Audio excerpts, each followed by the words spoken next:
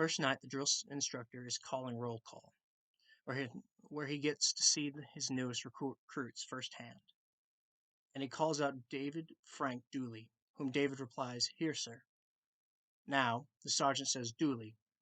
For some reason, that name sounds familiar. By any chance, are you related to a Franklin Dooley? In which David replies, "Yes, sir." Was he stationed in Japan at one point? The sergeant asks. Again, David replied with, "Yes, sir." Turned out that David's drill instructor was Sergeant Ball, who worked with his dad at Fuji Air Force Base. And for the next 8 weeks, David's life was pure hell. Sure, David thought that Sergeant Ball and his dad got together to make just that pure hell. While in basic training, every airman takes a bunch of attitude tests to determine what job would best suit that airman and the Air Force Base. In David's case, that job would be a medic. After basic training, David got stationed at Sheppard Air Force Base, Wichita Falls, Texas. Med Funnies, Medical Fundamentals for Corpsmen. There was one airman that decided to take Med Funnies even more fun by pulling the fire alarm at different times in the morning. So in late February, in the snow, there would be all these corpsmen and women in their underwear and blankets waiting for the all clear call, only having to get up at 5:30 in the morning.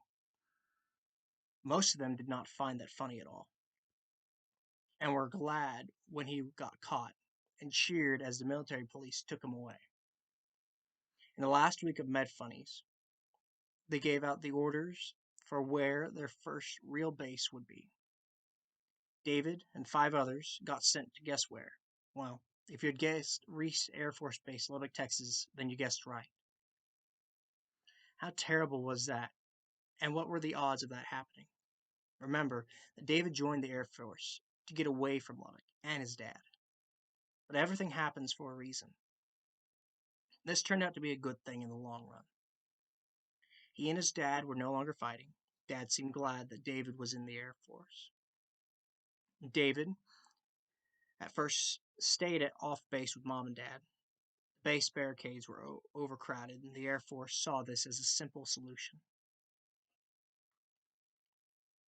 Now, in November 1975, Reese Air Force Base got a new hospital commander. In early December, the base threw a Christmas party for the new hospital commander, and it was mandatory that all hospital personnel go to this party if they were not scheduled to work, which meant that David had to go. David told his mom that he didn't want to go to this party alone because he wasn't dating or seeing anyone at the time. His mom said, "Why don't you ask Marilyn? She might go with you to the party." Now, Helen owned a ceramic shop in a business/trailer park just outside of Reese Air Force Base.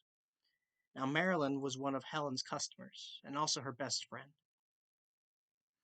David has seen Marilyn at his mom's shop and at the Talon Inn, sort of a fast food pizza place on the base with pool tables and such, as a waitress where she worked. David, seeing this lady several times along with other ladies at Helen's Ceramics, and really never paid her any attention other than a hello or goodbye, as he did with all the other ladies. His mom thought if Marilyn did go to the party, it would be a one-time deal and nothing would come out of it. David asked Marilyn to go with him, and she accepted the offer. They went to the party, and the funny thing is that they clicked. From then on, when David went to the shop, he would talk to her mom in more depth. They started to go out on actual dates. That pissed David's mom off royally. I mean, she was mad that her son was dating her best friend. Well, David and his mom worked it out where what she and Marilyn talked about was their business, and what David and Marilyn talked about was theirs. On their second date, they went to the movies.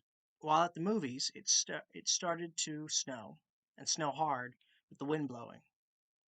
When they got back to Marilyn's trailer, they noticed that the front door did not shut properly, and snow got into her trailer, a lot of it. While sweeping out the snow with brooms, David started to laugh, and the more he laughed, the angrier Marilyn got, and ended up hitting him with her broom. David couldn't stop laughing because it was just so funny to him. Most of the time, they played cards either at Marilyn's house or at the Snyder's house, who were friends of Marilyn. On New Year's Eve, 1974, there was a party at one of the trailers in the park. Everyone was there, including David's mom and dad. And it was this party David knew that Marilyn was his soulmate. And this was the first picture of the famous couple.